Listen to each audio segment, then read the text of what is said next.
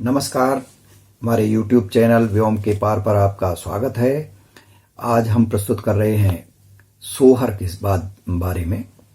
बच्चे के जन्म से संबंधित लोक जीवन में जो गीत होते हैं उनको सोहर गीत कहा जाते हैं और अवधी भाषा में सोहर गीत बहुत लोकप्रिय है।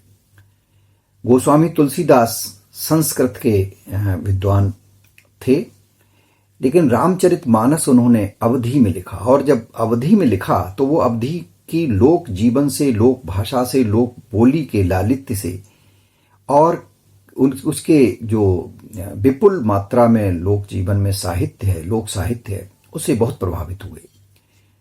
तो और उनमें भी सोहर से उन्हें बहुत प्रभावशाली रहा उनका, सोहर से वो बहुत प्रभावित हुए और इसी कारण यानी इसी से प्रभावित होकर के उन्होंने रामलला नहछू के नाम से 20 सोहर छंदों का जो काव्य लिख डाला। तो रामलला नहछू बहुत प्रसिद्ध है और इसमें राम के जो नहछू है, नहछू एक जन्म के समय बच्चे के नाखून को छूने की एक परंपरा होती है, जो नाइन छूती है, उसके गीत होते हैं। तो उसमें 20 छंद गोस्वामी तुलसीदास ने लिखे हैं। तो रामलला नहछू के ये दुर्लभ सोहर के छंद हैं और इनमें से आज हम 10 छंदों को यहां प्रस्तुत कर रहे हैं। 10 छंद ये अवधि के हैं। देखें रामलला नहछू से कि आदि शारदा गणपति गौर मनाई हो, रामलला कर नहछू गाय सुनाई हो। जेहि गाये सिद्धि होय परम निधि पाई हो, कोटि जन्म कर पातक दूर सो जाई हो। कोटिन बाजन बाजहि दशरथ के ग्रहि हो, कोटिन बाजन बाजहि दशरथ के ग्रहि हो। देवलोक सब देखें आनंद अति ही हो, नगर सुहावन लागत बरन जाते हो। कौशल्या के हर्ष न हृदय समाते हो। आले ही बांस के माड़व मनगिन पूरन हो, मोतिन झालर लागे चहु दिस झूलन हो। गंगा जल कर कलश तो तुरत मंगाई हो, जुवती ने मंगल गाय राम अनवाई हो। गज मुकुता ही रामन चौक पुराई हो, देह सुअरग राम कहीं ले बैठाई हो। कनक खम्ब चौ और मध्य सिंहासन हो, और मानिक दीप बराई बैठते आसन हो। बनि बनि आवति नारी जानी ग्रह माइन हो, बिहसति आओ लुहारिन हाथ बराइन हो। अहिरिन हाथ दहेण सगुन ले आवै हो, उनरत जोवन देख नृपति मन भावै हो। क्योंकि ये बच्चे के जन्म के समय गाए जाते हैं सोहर, तो इनमें चोहलबाजी भी होती है, हास परिहास भी होता है और यह भी है लोक में हर जाति के लोग एक दूसरे के यहाँ आते जाते हैं, एक तरह के संबंध से ही होते हैं। तो ये लोक जीवन का एक अलग तरह का विशेषता है। तो इसमें हास परिहास भी है। देखें आगे अगला छंद देखें कि रूप सलोनी तंबोलिन वीरा हाथ ही हो, और जाकी और बिलोकहीं मन ते ही साथ ही हो।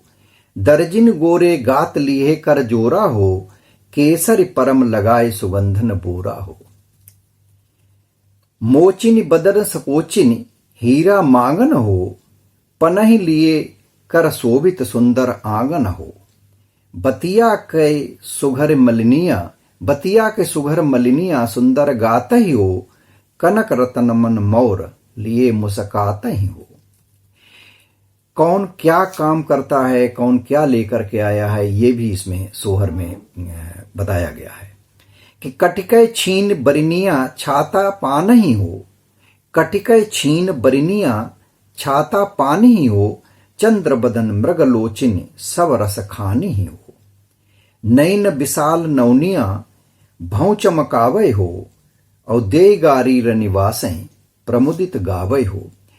इन सोहर गीतों में गाली भी होती है। गाली गीत है जो कि महिलाएं गाती हैं विवाह के समय भी और सोहर में भी गाती हैं। रिश्ते के हिसाब से, जैसे भाभी ननद के रिश्ते हैं, इनमें मीठी मीठी गालियां भी गाई जाती हैं। हंसी मजाक का होता है और इसको कोई बुरा भी नहीं मानता, सब उसको हास परिहास में लेते हैं। तो इसमें हास परिहास भी होता है। अगला देखें सोहर छंद। कौशल्या की जेठ दीन अनुशासन हो, नाहछू जाय करावो बैठ सिंहासन हो। और गोद लिहे कौशल्या बैठी रामई वर हो, शोभित दूल्हा राम शीस पर आचर हो।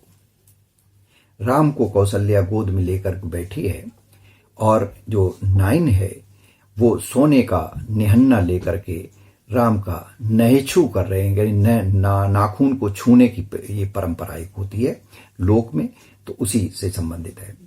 और 10वां छंद इस रामललन नहछू का देखें कि नाउनि अति गुण खानी तो बेगी बुलाई हो, कर सिंगार अति लोन तो बिहसती आई हो।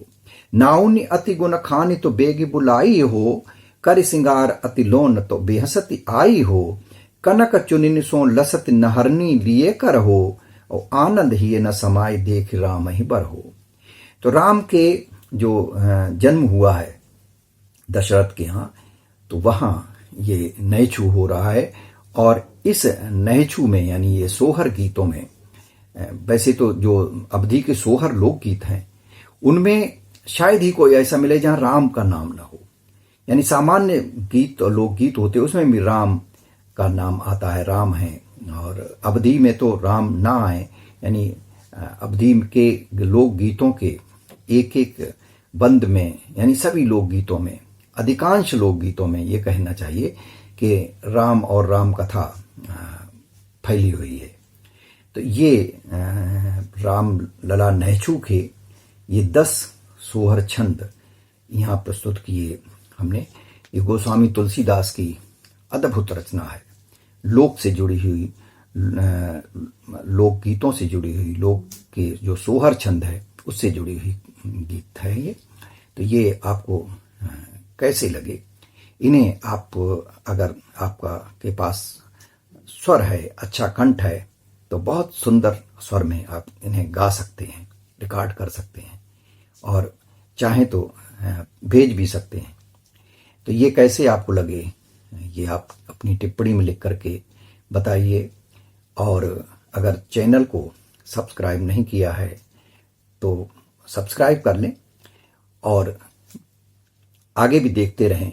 हम लोक साहित्य और शिक्षा से जुड़े हुए बहुत सारे ऐसे वीडियो, ऐसी रचनाएं, ऐसे लोकगीत, ऐसा लोक साहित्य लेकर के निरंतर आते रहते हैं और आते रहेंगे, जो कि अब लोग जैसे भूलते चले जा रहे हैं। इनमें बहुत सारे लोक साहित्य की बातें ऐसी हैं, लोक साहित्य की बहुत सारी विधाएं ऐसी हैं जिन्हें हम यहाँ प्रस्तुत कर रहे हैं, जो हमने बचपन में सुना है, लेकिन वो आज आधुनिकता के इस तकनीकी दौर में वो कहीं हमसे छूटता जा रहा है। इसलिए मुझे लगता है कि लोक साहित्य को जितना ज़्यादा से ज़्यादा सहेज लिया जाए उतना ही हमारे लिए ये उपयोगी होगा, आगे आने वाली पीढ़ियों के लिए उपयोगी होगा। तो आज के लिए बस इतना ही। रामलला नहछू के जो शेष छंद हैं वो भी हम अगले वीडियो में देंगे और उन्हें अभी आप सुनिएगा। तो आज के लिए बस इतना ही। नमस्कार, फिर मिलते हैं किसी दूसरे वीडियो में।